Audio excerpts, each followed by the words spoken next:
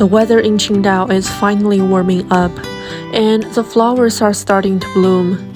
Since spring is my favorite season, I feel like I'm finally waking up from my hibernation and getting ready to embrace another fresh year ahead. I know it's already March, but I'm a slow bloomer. Nobody judge me on that.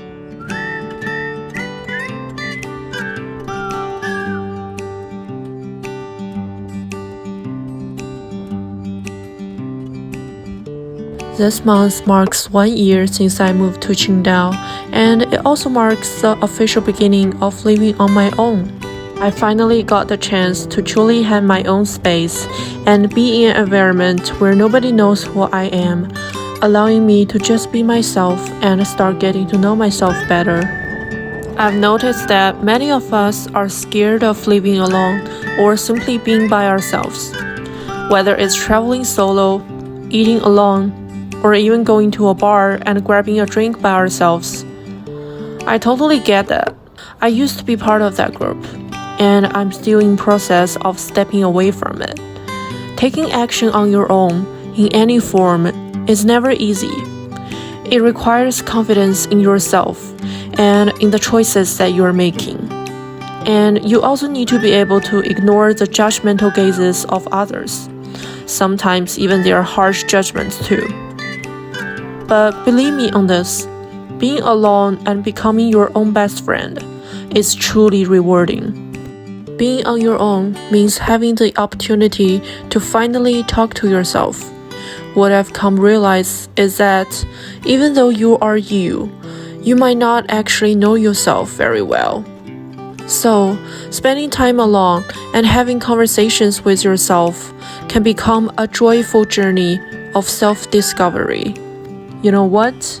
Every one of us is like a stone. Every time I go to the beach, I take a good look at the different stones. Each one is so unique, with different patterns and shapes. But together, they make up the beach, and they're part of why beaches are so beautiful and appealing.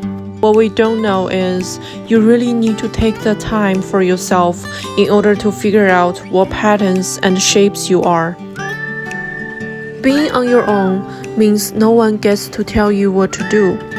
It gives you the complete freedom to decide what you're going to do and manage your time in your own way. I noticed that at first, I felt very uncomfortable and lonely because for so long, I'd been told what I need to do and how to feel my day-to-day life. I had never had the chance to reign over my own kingdom. But as time went on, I learned how to customize my time according to my interests and what suits me best.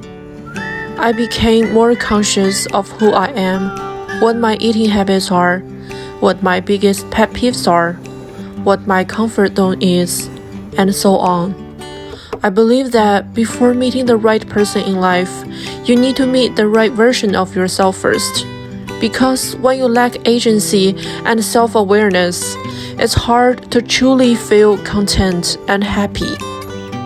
Over the past year, I've learned so much about myself, my bright side and my dark side, my insecurities and my growing confidence. All these different parts of me have been condensed into the time I've spent with myself.